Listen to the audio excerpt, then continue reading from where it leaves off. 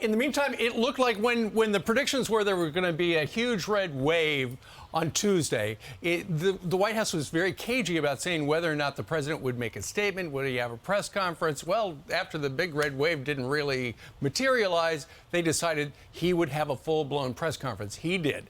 It was 54 minutes. In the very beginning, he goes, okay, I've got a list with 10 names on it. After the 9th name, he left. And, of course, Fox is never on it. We knew that. But nonetheless, he was asked very clearly, okay, given the direction of the country, and we've got a graphic that shows that 75% of the country says we're heading in the wrong direction. But he's not going to change. Yeah, look at that. 25% say right direction, 75%, two-thirds of our country say wrong direction. He was asked about that. Listen. You mentioned that Americans are frustrated, and in fact, 75% of voters say the country is heading into the wrong direction, despite the results of last night. What in the next 2 years do you intend to do differently to change people's opinion of the direction of the country, particularly as you contemplate a run for president in 2024? Nothing, because they're just finding out what we're doing. The more they know about what we're doing, the more support there is. Do you know anybody who wants us to get rid of the change we made on prescription drug prices and raise prices again? Do you know anybody who wants us to walk away from building those roads and bridges and the internet and so on? I don't know. I think that the problem is the major piece of legislation we passed, and some of it bipartisan, takes time to be recognized. Well, a couple of things. He's talking about his infrastructure bill. Almost nothing's been done. That's pretty much on him and the people he put in charge.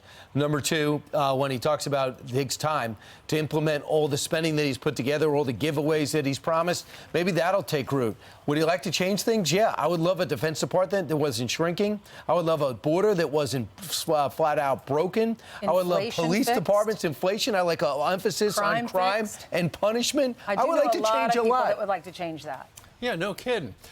He also was asked at one point, are you going to run for re-election? And he said, you know, he and Jill would like to get away for a week or so between Thanksgiving and always Christmas. Away. She was again. She was. We want to get away again. Jill Biden was in the front row yesterday, and that's extraordinary. But it makes sense because remember, it was about a year ago when he did that 2-hour press conference, and she was apparently furious and yelling at the staff, "Why'd you leave him out there so long?" Well, this time she was in the front row, and he did say, when asked about running for a re-election, he and Jill would try to take a week off between Christmas and Thanksgiving, and then next year he will decide.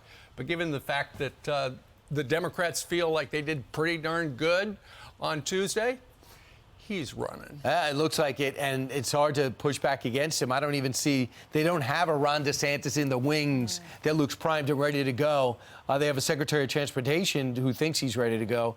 But just real quick, I thought one thing that's been underreported, when asked about Donald Trump running again, he basically said, I'm going to use my Justice Department to make sure he doesn't. I was shocked by that. What are you talking about? Use your Justice Department to make sure that he doesn't run? I'm pretty sure that's not nice. Imagine if that were flipped, if a Republican president had said that about a Democrat. Yeah, we're going to find out about Hunter and Joe and make sure that Joe doesn't run. Well, listen, if this election has taught us anything, it is that our country is so divided. And he has to pay attention to what Republicans are saying and what they want. He ran saying he was going to unite our country. So it is important for Republicans to feel like they're heard. And if not, then our country is just going to continue to be divided. I wish there were a middle ground that they could come to. All I can say is it's still within reach, the House and Senate. And even though the margins are tight, you're right. Can you imagine? At one point, he's going to sit behind the desk and go, things are changed. The House is no longer in power. He's not going to have his way. He's going to be forced to deal. And then when the Senate, if it comes down to Walker and Warnock, there's a libertarian, 1.2% of the vote that tends to lean right. And now you have Kemp's popularity combined with Walker. That is formidable. But historically, the president's party generally loses in a bloodbath during the midterms, during his first midterm. That did not happen. And so you got to think that the White House people are saying, you know what? Let's pop some champagne. I know it's not Friday, but we did pretty well. There are pockets where it did change, like in your area, Long Island. I mean, that was a red wave. They delivered the House. Amazing. And that is Lee Zeldin. That is Lee Zeldin.